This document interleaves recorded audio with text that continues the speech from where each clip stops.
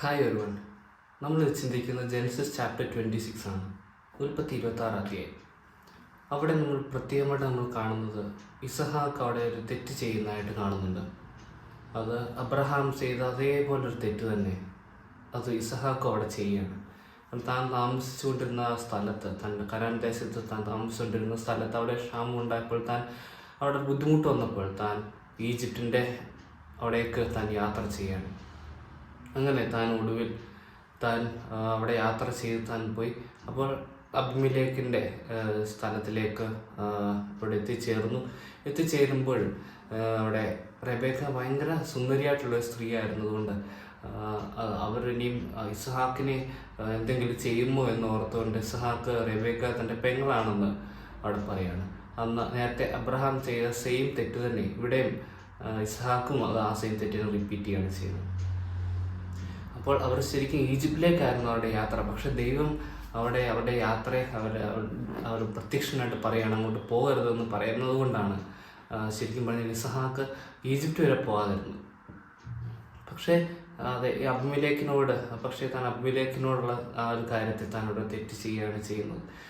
പക്ഷേ പിന്നീട് അബിമേലെക്കിന് പിന്നീട് തിരിച്ചറിയുന്നു ഇത് റെബേക്ക ശരിക്കും ഇസഹാക്കിൻ്റെ വൈഫ് തന്നെയാണ് എന്ന് പറയണം. അപ്പോൾ അവർ ചോദിക്കുകയാണ്, എന്തിനാണ് ഞങ്ങളെ കൊണ്ട് ഇങ്ങനെ തെറ്റ് ചെയ്യിപ്പിക്കുന്നതെന്ന് അബിമേലെക്ക് ഇങ്ങനെ തിരിച്ച് ചോദിക്കുന്ന ഒരു കാഴ്ച നമുക്കവിടെ കാണുവാൻ സാധിക്കുന്നുണ്ട്.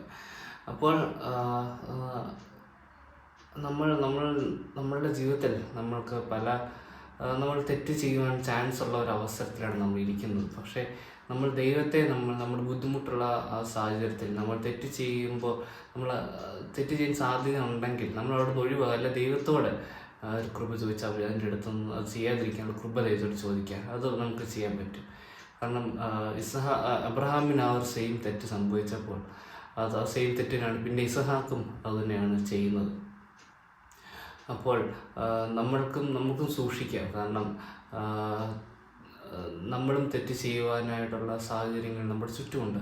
അപ്പോൾ ആ തെറ്റ് ചെയ്തിരിക്കാനായിട്ട് ദൈവം നമ്മളെ സഹായിക്കട്ടെ. അതിനുള്ള ഒരു കൃപയ്ക്കായിട്ട് നമുക്ക് ദൈവത്തോട് പ്രാർത്ഥിക്കാം.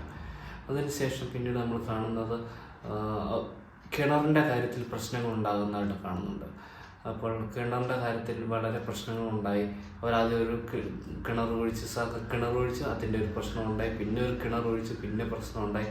അങ്ങനെ ഒടുവിൽ താനൊരു കിണർ വെച്ച് അത് പ്രശ്നമുണ്ടായില്ല എന്ന് നമ്മളിവിടെ കാണുന്നുണ്ട്. അങ്ങനെ അതെല്ലാം കഴിഞ്ഞതിന് ശേഷം നമ്മൾ ഏശാവിൻ്റെ കാര്യം പറയുമ്പോൾ, ഏശാവ് ഒരു കനാന്യനായിട്ടുള്ള സ്ത്രീയെ വിവാഹം കഴിക്കുന്നതായിട്ടൊക്കെ നമ്മളിവിടെ കാണുന്നുണ്ട്.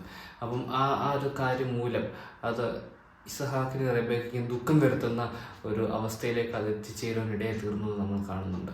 അതുകൊണ്ടാണ് നമ്മൾ നേരത്തെ എല്ലാം നമ്മൾ ചിന്തിച്ച പോലെ അവിശ്വാസികളായിട്ടുമുള്ളവരുമായിട്ടുള്ള വിവാഹബന്ധം പോലെയുള്ള കാര്യങ്ങളൊക്കെ അത് നമുക്ക് ദുഃഖങ്ങൾ കൊണ്ടുവരുവാനായിട്ട് അത് ദുഃഖം കൊണ്ടുവരാനേ അത് ഇടയാക്കത്തുള്ളൂ. കാരണം അവിടെ സംഭവിച്ചത് തൻ്റെ മകൻ ഒരു കനാന്യ സ്ത്രീയെ വിവാഹം കഴിച്ചു. അത് അവർക്ക് രണ്ടുപേർക്കും, ഐസക്കും റെബേക്കയ്ക്കും രണ്ടുപേർക്കും അത് അവർക്കൊരു വേദന ഉണ്ടാകുന്ന രീതിയിലേക്ക്, അവർക്ക് ദുഃഖം ഉണ്ടാകുന്ന രീതിയിലൊക്കെ ആ കാര്യങ്ങൾ ആയിത്തീർന്നെന്ന് നമ്മളിവിടെ കാണുന്നുണ്ട്. അപ്പോൾ നമ്മൾ ഒന്നാമത് മനസ്സിലാക്കേണ്ടത് നമ്മളുടെ തെറ്റുകൾ നമ്മൾ റിപ്പീറ്റ് ചെയ്യാതിരിക്കാൻ നമ്മൾ നോക്കണം. അതാണ് അവിടെ സംഭവിച്ചത്. അപ്പം ചെയ്ത സെയിം മിസ്റ്റേക്ക് തന്നെ മകൻ അവിടെ ചെയ്തു. അപ്പം നമ്മൾക്ക് തെറ്റ് ചെയ്യും, നമുക്ക് തെറ്റ് ചെയ്യാതിരിക്കാൻ അത് ബുദ്ധിമുട്ടാണ്. നമ്മുടെ സാഹചര്യങ്ങൾ അങ്ങനെയൊക്കെയാണ്. അപ്പോൾ നമ്മൾ തെറ്റ് ചെയ്തെങ്കിൽ പോലും നമ്മൾ പിന്നീട് നമ്മൾ ദൈവത്തോട് ക്ഷമ പറഞ്ഞ് നമ്മളത് ഉപേക്ഷിക്കുക. പക്ഷെ പിന്നീട് നമ്മളത് ഒന്നും കൂടി അത് റിപ്പീറ്റ് ചെയ്യുവാനായിട്ട് അതിടയാകരുത് എന്നുള്ളൊരു കാര്യം നമ്മൾ സ്വയം ഒന്ന് ഓർക്കേണ്ടതാണ്. അതാണ് ശരിക്കും ആദ്യത്തെ ഒരു പോയിന്റ് എന്നുള്ളത്. കാരണം നമ്മളുടെ ഇപ്പോഴത്തെ ലോകത്ത് നമ്മൾ തെറ്റ് ചെയ്യാതിരിക്കാൻ നമുക്ക് പറ്റത്തില്ല. പാപം നിറഞ്ഞൊരു ലോകം ഇപ്പോഴത്തേത്.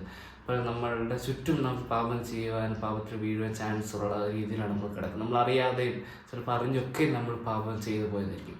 പക്ഷെ നമ്മളത് പറഞ്ഞ് അത് ഉപേക്ഷിക്കുകയാണ് ചെയ്യേണ്ടത്. നമ്മളത് പിന്നീട് ഒന്നും കൂടെ നമ്മളത് റിപ്പീറ്റ് ചെയ്യാൻ പാടില്ല എന്നുള്ളൊരു കാര്യം ഇത് നമ്മെ ഓർപ്പിക്കുന്നു.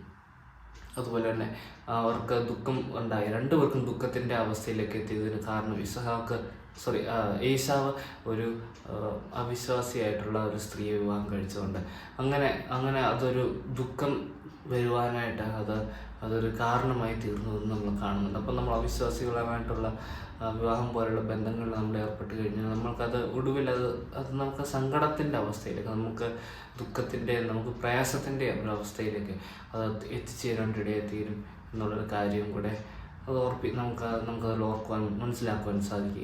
ഈ ചിന്തകൾ നമ്മളെ സഹായിക്കട്ടെ. ദൈവത്തിൻ്റെ നാമത്തോട് മാറാകട്ടെ.